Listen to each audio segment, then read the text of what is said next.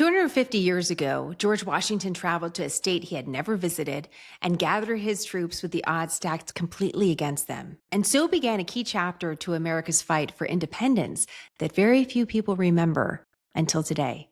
Why July 4th, 1775 matters. I'm Jenna, and this is Smarter News.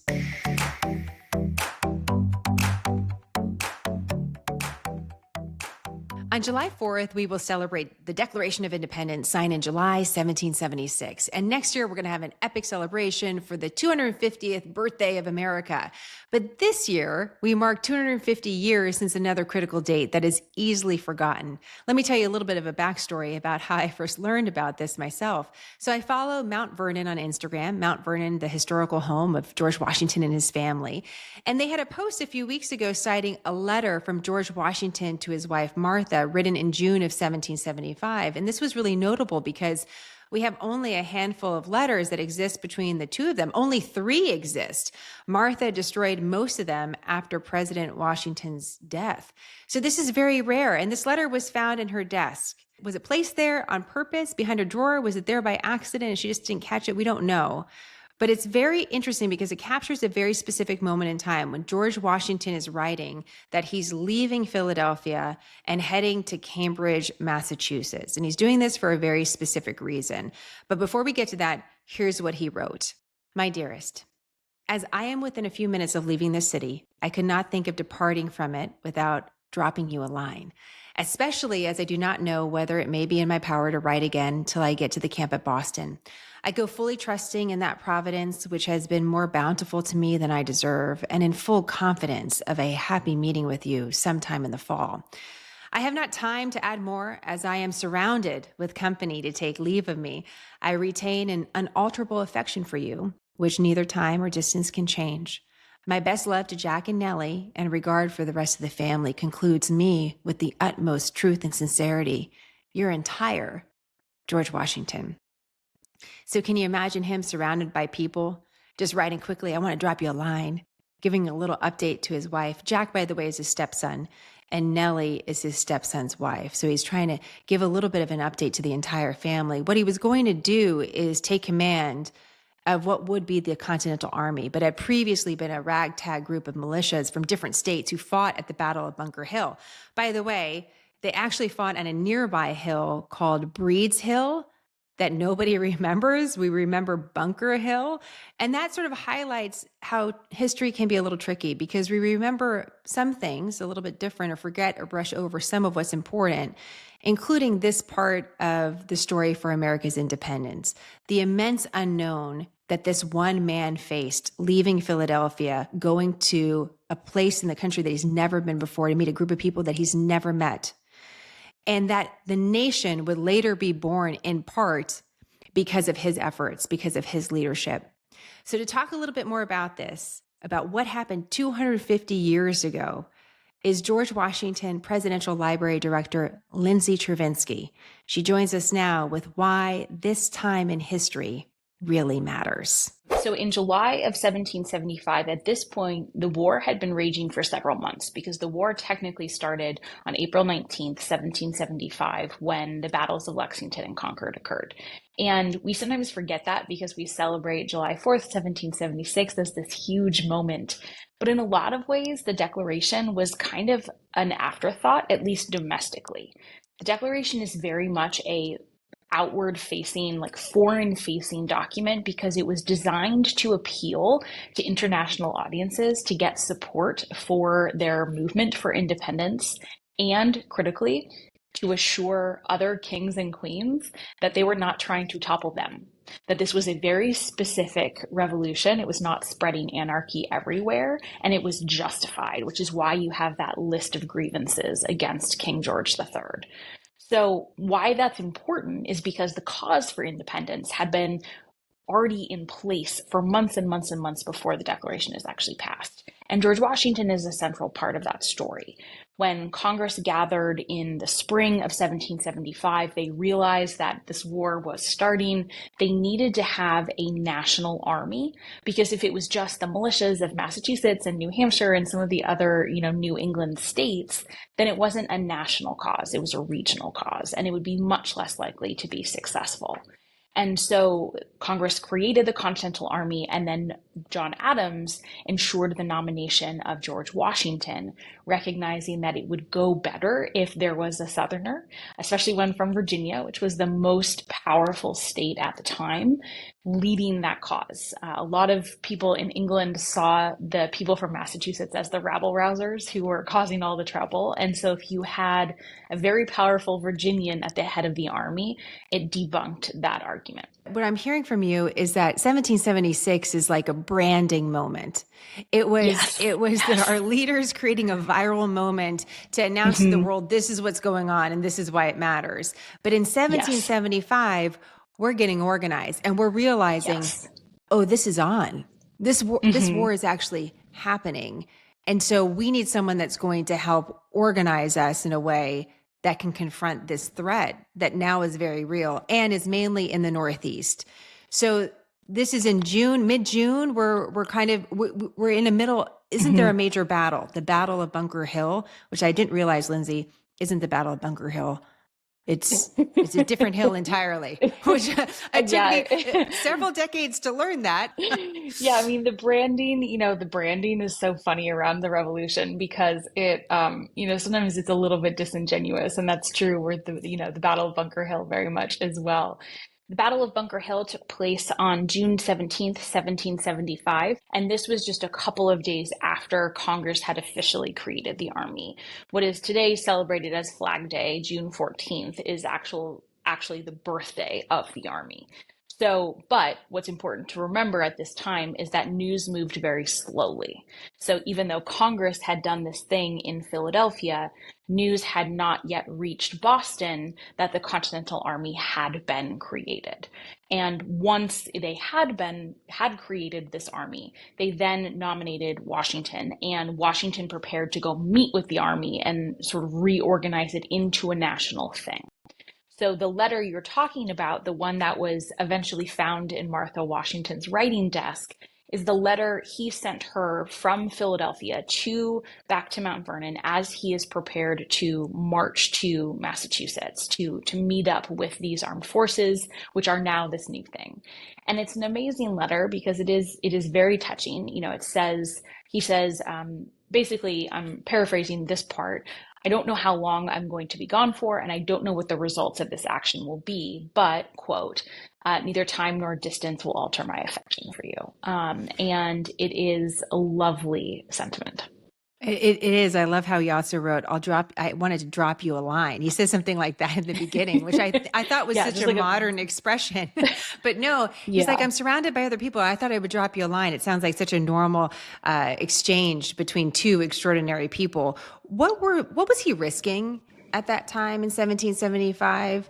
Was it treason? Was it death? What was on the table? What were the stakes for George Washington and also the others that were gathering to start defending this idea of America? Well, thank you so much for that question, because we know how it turned out. And I think therefore we sometimes take for granted the stakes of their actions, but they were committing treason. They were trying to form a new country through war against the British Empire. And had they failed, they likely would have been executed. And certainly Washington, as a symbolic leader, would have probably been executed to make a point, because you had to kind of cut off the head of the snake, if you will, in order to enforce loyalty among all of the other British subjects. And he knew that. He understood very clearly the likelihood of dying in war, or dying through capture, or dying through defeat. And that is no small thing to risk and to give up. And to be sure, he was not the only one. Those stakes were true for all of the other participants at the congressional level and the military level. The average soldiers may not have necessarily been executed for treason, but if they were captured, the conditions that captured soldiers were held in were truly horrible. This is before, sort of international regulations were passed about prisoner of war treatment. And so the stakes for everyone involved were incredibly high, and they sacrificed and fought for a political legacy that is the inheritance we have received.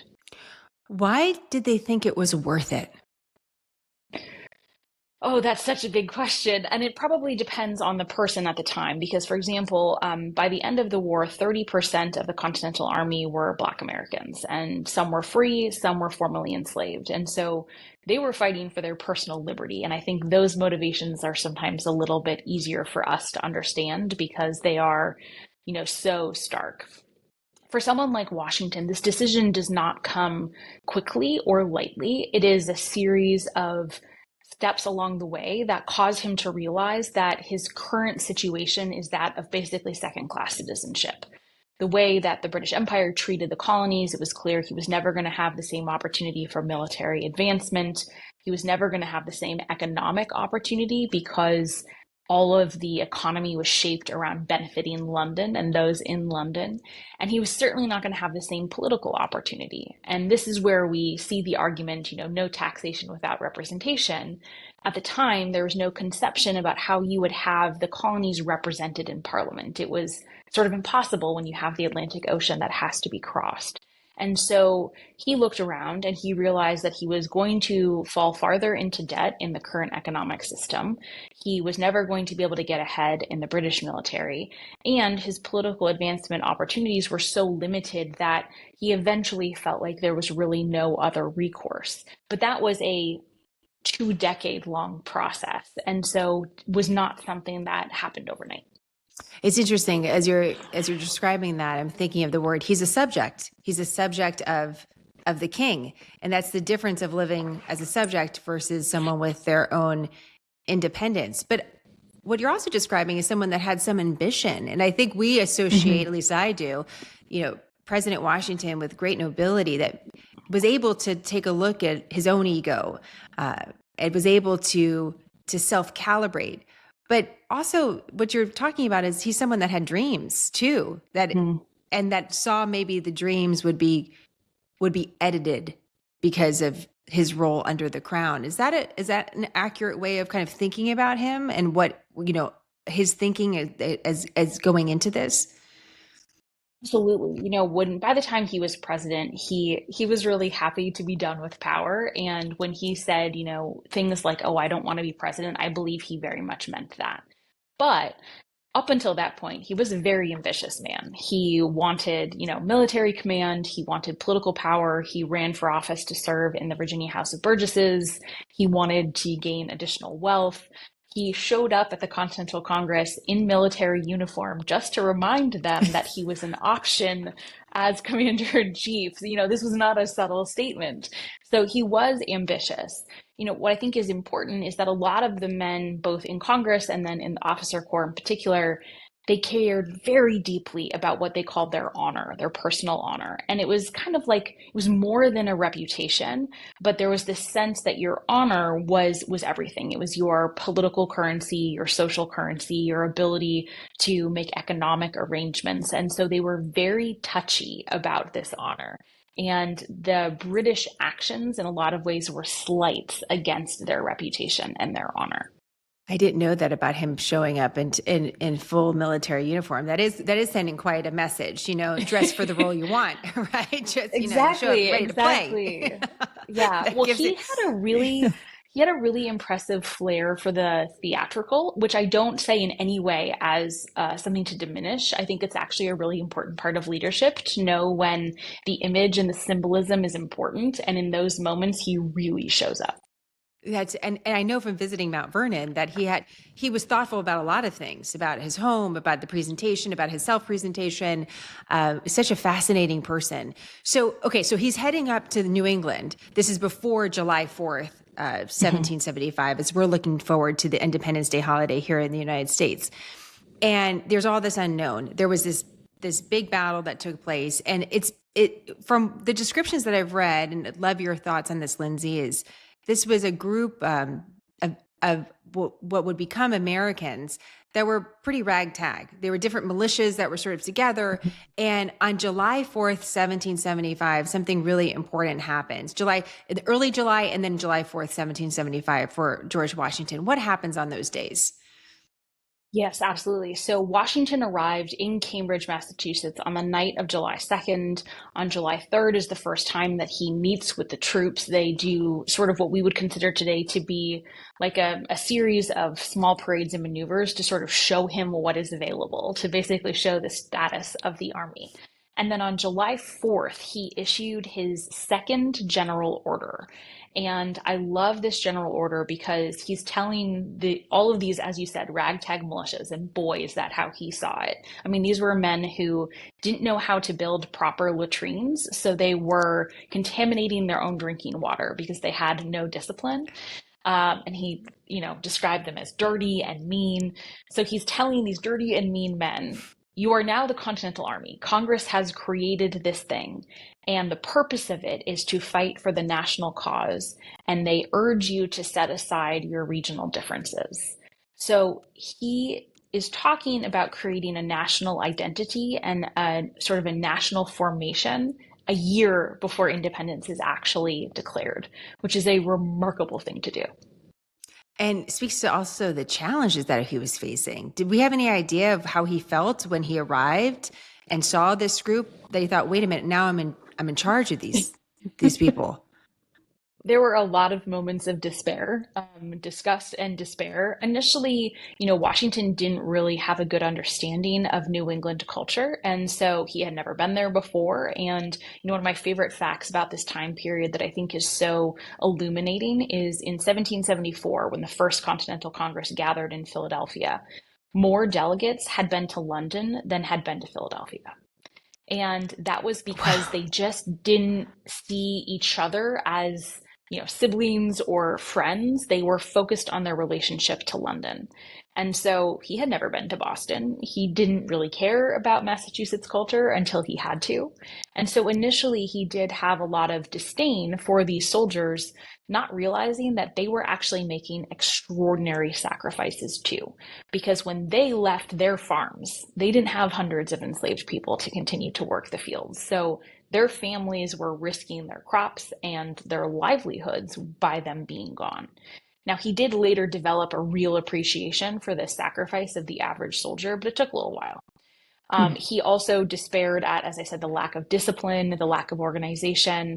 The way that most militia units were organized is they elected their officers, which meant that officers were disinclined to, instill a lot of discipline because they wanted to be liked and reelected.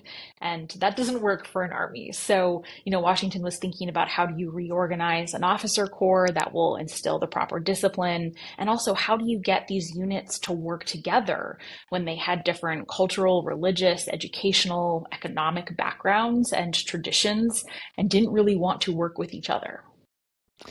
You mentioned that he gave his second general order on that day of July 4th. What was his first general order?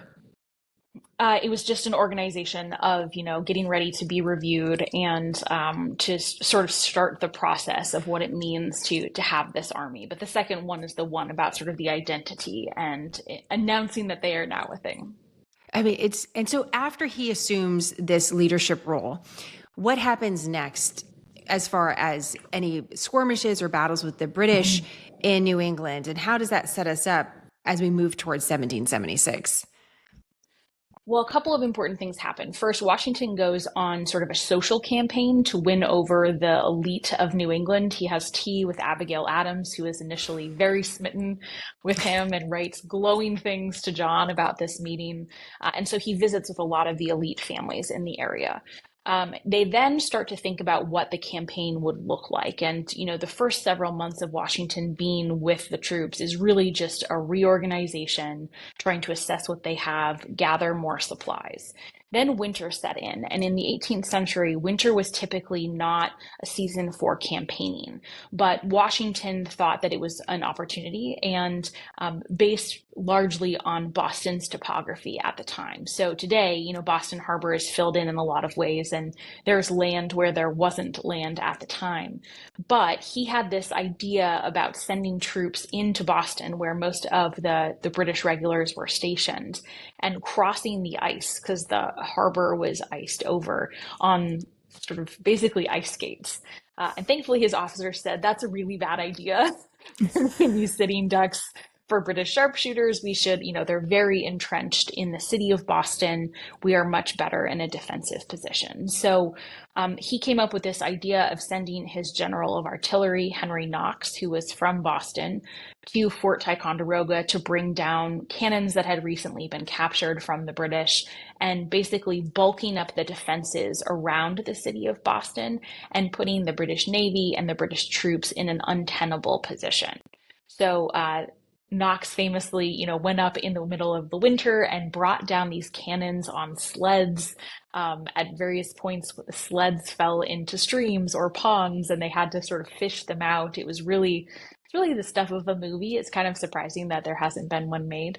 And they were able to surprise the British by having these cannons installed overnight. And so the British forces woke up and realized they were surrounded by heavy artillery that could really destroy the British Navy and the British positions. They asked for, basically put up the white flag and said, we will leave Boston peacefully and not burn down the city if you let us go. And Washington agreed. And so that is in the early spring of 1776. Actually, Boston still celebrates that day as, I think they call it Patriots' Day. It's the day that the British left the city in April of 1776. And Washington decides to move the army to New York City, anticipating that that is where the British will go next. Which eventually serves to be correct, right? As we start looking at some of the major battles in 1776, how critical was Washington's actions and the actions of his men and women at the time? As you mentioned, there's a lot of different support coming from different areas to America's fight for independence. How critical was this time period? I think this is quite important early on because that early victory proves that it's possible. It's sort of, a proof of concept. And it wasn't necessarily a head-to-head battle that Washington won, but being able to force the British from Boston, from a major city, and a really symbolic city, because one of the key turning points in the road to the revolution was called either the Coercive or the Intolerable Acts, depending on who was talking about them. And it basically shut down the port of Boston and tried to close off Massachusetts from the rest of the colonies and the rest of the world. And this was in punishment for the Boston Tea Party. And it was a turning point because many of the colonists in other colonies felt like the king was punishing the entire state for just the actions of a few. And if they could do that to Massachusetts, then they could also do that to Virginia or North Carolina or Pennsylvania. And it caused a lot of the other colonies to actually tighten their connection with Massachusetts in a way that sort of backfired the British intentions. And so to force the British to leave Boston, which had been such a, tinderbox for years at this point, was a big symbolic victory and gave, I think, a lot of Americans cause to believe that there was actually something here. It's so again, so interesting to think about what we remember and what we celebrate every year versus what was the reality of the moment. And every time I learn a little bit about American history, I kind of walk away with, how did this even happen? There were so many odds against, Washington and everybody that fought for independence and so many trials. But the thing that I always come back to every year is, even though we celebrate the Declaration of Independence, the war is so long. It was being fought before the Declaration and for so many years after. And I think we sort of lose that. So as you go into the July 4th holiday, as you think back on these different time periods from 1775, 1776, what would you like to share with our audience of your own observations or reflections about this time period, and what would be nice for every American to know about this very consequential part of history? Well, I think, the way you set that up is so important because July 4th is this moment that we celebrate. And in fact, when Washington received the Declaration, he had it read to the troops, and they were so inspired that they went and they tore down a statue of King George III in New York City and melted it down to make bullets for the army. So it's an interesting symbolic, again, one of these symbolic gestures. But, the war was so lengthy. There were so many people that lost their lives. There were so many people that lost property and family members. There was so much sacrifice. And they were able to create something that hadn't been done. There had been republics in history, but they were largely based on a geographic region or a shared identity. They were not based on an idea. And that was a unique thing in American history that hasn't really been done before or done since. And it is also an incredibly hard thing. It is much easier to have a nation that is founded on a religion or a shared ethnicity. It is much harder when it's based on an idea, because people are going to disagree about how to interpret that idea and are going to live that idea in many diverse ways. And they knew that. They understood that this was going to be messy and complicated. It was messy and complicated from the beginning. The founders agreed on almost nothing. They had a lot of different visions of what the nation should be, but they believed it was worth fighting for, and they believed it was worth sacrificing for. And then once they achieved it, they understood how precious it was and were willing to put the future of the nation, and then eventually, the Constitution and the Republic, ahead of their own personal or political interests when push came to shove, because they had skin in the game. And that inheritance is one that we have to treasure and recognize the fragility of, but also continue to fight for. I think the founding legacy is not one of permanence, it's one of innovation. They were constantly trying to make it just a little bit more of a perfect union. And we should embrace that challenge to try and make it a little bit more perfect with each passing generation, as they intended us to do. Oh, that's so well said. Thank you for those thoughts, Lindsay. It gives us a lot to think about and reminds us what we have in common, too, with the founders. And for those people, 250 years ago, that we had similarities even then of our struggles, but also was what brought us together behind a common cause. So it's a perfect reflection for this moment in time. I hope this is not the last time we speak, Lindsay. Thank you so much for the time today. Thank you. Yes, I hope to speak to you again soon.